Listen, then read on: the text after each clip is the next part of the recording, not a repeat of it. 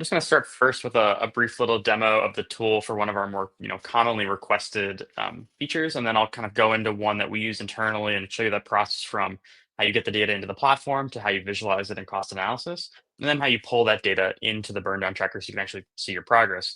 I think as JT and Shintu had said, like, yes, I think engineering is quite involved on the front end side when signing the contracts, but it is very difficult to keep track of them as you go, especially if you're growing or your business is changing. So trying to make sure that you're staying on track, staying on target, and then you're prepared for the potential of a renewal or renegotiation. So that's always super important. So yeah, first thing I want to show everyone is this is the new tool, broken into a few sections. We've just got cost and usage over your period of your project. You have your actual projects. You can have as many as you like. Our graph, which I'll dive into, so you can learn kind of how to read it and what this means to you.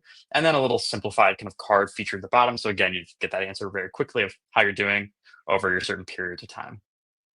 So the first one I'm going to dive into happens to be the one that we selected on. And this is in, pretty standard kind of like EDP, cross-service PPA. The way that this works is when you go in and create a new project, we're pulling data directly from your account that's been onboarded, and we look over a long period of time so that you don't have to worry about us having to manually add in new services. If AWS releases something new or you sign up for a new product through the marketplace, we'll get that immediately so that we can always keep an up-to-date list. Basically, what you would do here is you would go in, choose any of the services that are considered, a marketplace entity, if that's going to contribute towards your spend, burn down of your PPA. And then you can go and choose AWS. As you can see here, I've selected Implied Polaris, which we build through Marketplace, Databricks, which goes through Marketplace, and then, of course, AWS. I have a cap here for 25%, meaning that 25% of my annual commitment is where I'll cap the spend that I can account for, from my Marketplace.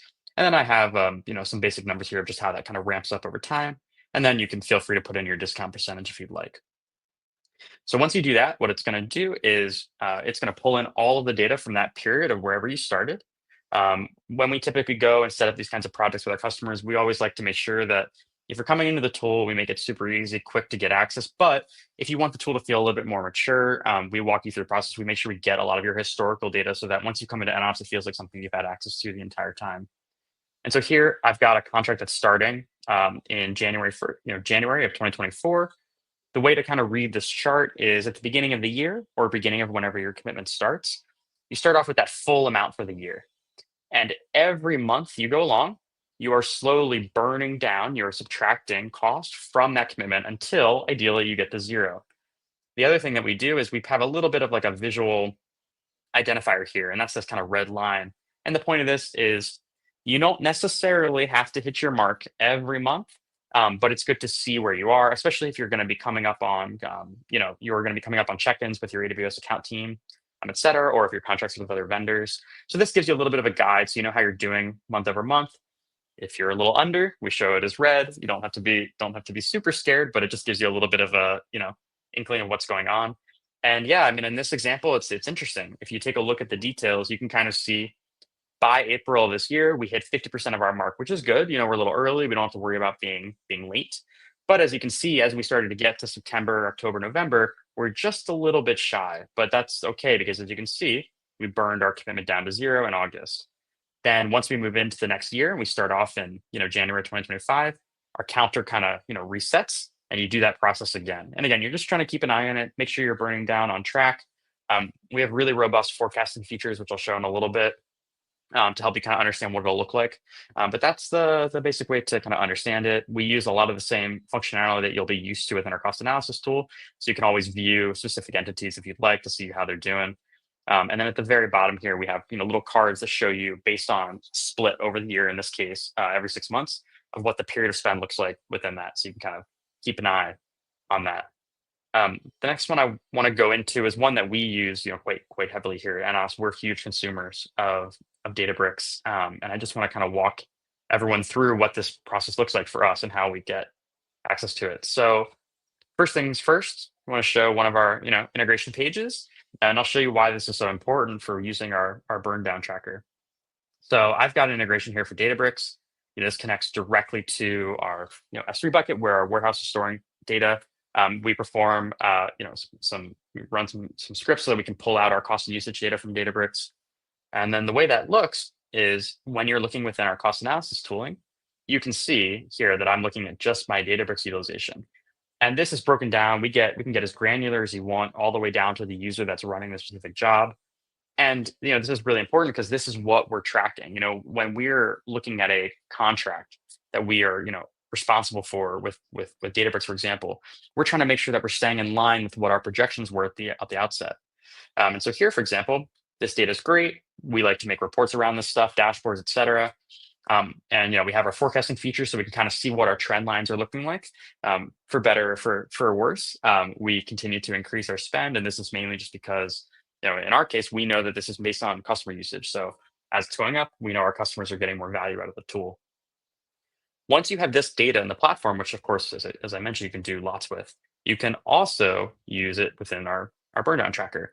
So it works similarly to how that EDP PPA setup is. If you come in here, instead of choosing a cross service, because I only want to track one service in particular, I choose Databricks. And again, this is coming live from our account. So I know that I'm selecting an entity that's not, that exists and is, actually got some sort of data there.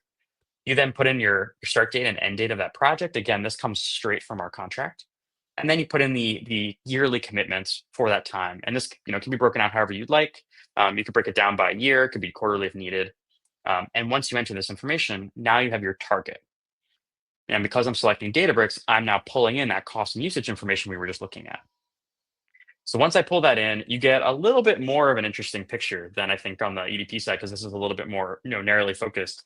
It also, I think this shows, it's a really good example of what it looks like when you are starting with a new contract, you're ramping up, you've gotten your best, you have your best idea of how your usage will look based on your engineers' discussions. But sometimes you don't know until it's actually in production. So as you can see here, we started off strong, but a little bit under our goal, our target. You can see our burn down rates pretty steady, starts to increase. You can see by April we picked up steam a little bit, but we still were a month short. So you can see that in July is when we hit our 50%. So it's okay. This contract in particular is not a big deal, but it gives us an understanding of how we're doing.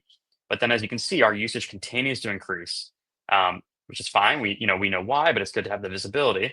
And now that we come into our second year, we're hitting our 50% target by April.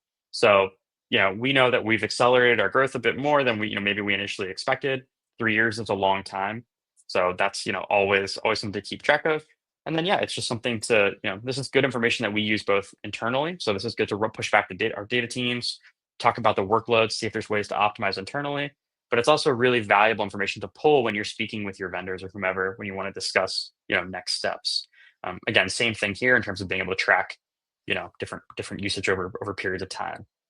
And I'll stop there and see if JT or Shinto have anything to chime in before I show how we pull this into our budget tracker. Yeah, just a quick recap. So that yellow line is tracking your commitments for the year, right? How against those commitments, how are you spending? And then the red line is your target, monthly target, if you will. And the bars are showing actually month by month how above or below you're hitting the targets, right? Yeah. Correct. That's exactly it. And then, the way that we use this is very helpful for us. We like having this graphic. We like being able to send this out to specific individuals or teams that are responsible.